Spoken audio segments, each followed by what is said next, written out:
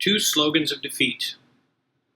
I haven't done a video in a while, and I thought I'd jump back on here. I was going to do one on my professional consulting program, but I'll save that. Two slogans of defeat. Things people say that basically guarantee they're going to fail at losing weight. And I see it and hear it, and I read it in emails. One is, I deserve to be happy. It's one of the worst things people can say, because when you say, I deserve to be happy, and you connect it with food, then you don't realize the number one truth that could save you. I've said before, my newer viewers may not have heard it, but you have to be comfortable with the feeling of being empty. That has to be the new full. Empty is the new full. I normally hate statements like 50 is the new 40 or something that tries to sound trendy, but in this case it's called for. So empty is the new full. You have to adapt the mindset that you're okay not eating, that you are okay hungry. If you are looking for some sort of a help or a rescue, then you're forever doomed to fail. But of course, when people say, I deserve to be happy, there's a sense of entitlement behind that it guarantees that you're going to fail because you don't understand that you're already full. You already have the meal on your body. That's number one. Number two, second slogan of defeat that people use is, I will pursue worrying about my weight at a more stable time in my life. You might hear it said differently. I'm going to worry about weight at a different point in my life when I'm more stable. Everybody I have ever heard say this is either hugely fat, or they're not only hugely fat or moderately fat, but they have attempted to fast and they fail because they said now is not the time. What a convenient statement. Now is not the time. Of course, for them, there will never come a time because it's just like political candidates. You will never have a political candidate who reflects only your views and nothing that you disagree with. I hear people say, well, I'm not voting because voting is a lesser of evils thing, and why would I vote because I don't have a candidate that believes like me? Well, it's a lesser of evils business. That's going back to my cardinal principles video. Dieting is a lesser of evils business, or even not just dieting, losing weight in general, because you're never going to hit all of your macros in a day, or seldom. You're never going to feel great every day. You're never going to you might have a day come along where you feel dynamite, and you're going to have another day come along where you feel very subpar.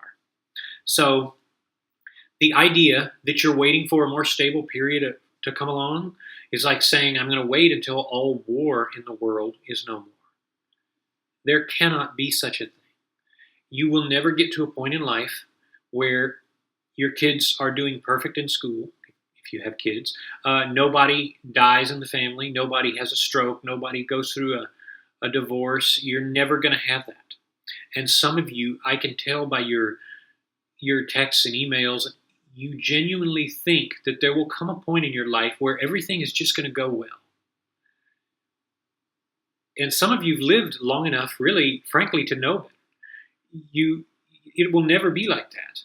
Everything is a make it or break it deal now. You don't associate being full with being happy, and you don't say, there will come a time when I'll do things because I'll be more stable. You are the sum total of your experiences and your makeup, and everything the way it has gone in life will go the way it is now. If you were insecure and unhappy as a kid, you'll probably be that way now. If you were rambunctious and opportunistic, you probably have that same skill set now. Why would you expect things to change? So for those of you who are just finding the channel, these are the sort of slogans of defeat that we say, maybe not in so many words, but we say them just subtly in our mind. They go right to our psyche where we process them in without knowing that's how we think. We sit down to a splurge meal, a really terrible meal, and we say, I deserve to be happy because I'm going to get this, and I'm going to eat it up, and I'm going to enjoy it. Whereas there's nothing wrong with eating and enjoying the occasional splurge of food. It's the fact that some of you think you can let go and be fine. And I had a guy 2 months ago write me a really mean email, and he said, you teach your followers to be on a perpetual diet all of their lives. And I wrote him back, and I said, that's completely untrue. And it's untrue because if you think a diet is the thrust of this, then you've misunderstood things from the get-go. You've thought that I'm teaching some sort of a crash diet, which I've never taught. Being aware is different than being on a diet. Take everybody in your life that you know that used to be skinny and got fat. They probably just let things go. Maybe you knew them when they were a young man or woman, and then you saw them 5 or 10 years later and they had a big gut, or their face was about 3 times the size of a normal person's face. What happened? They did what this person who wrote me wanted to do. They wanted to forget about it. They wanted to just go through a period of life where that's not on the radar. In a society filled with too much food like ours, you can never be unaware of what you eat. And you cannot have a slogan that says, well, I'll worry about it later. Because it is the threat is always here. Salty foods, sweet foods, fat foods, all of those together are around you in a context that your hunter-gatherer ancestors couldn't have processed. They never had to face that threat, hence they were never fat. The genes for fat developed very recently because of excess.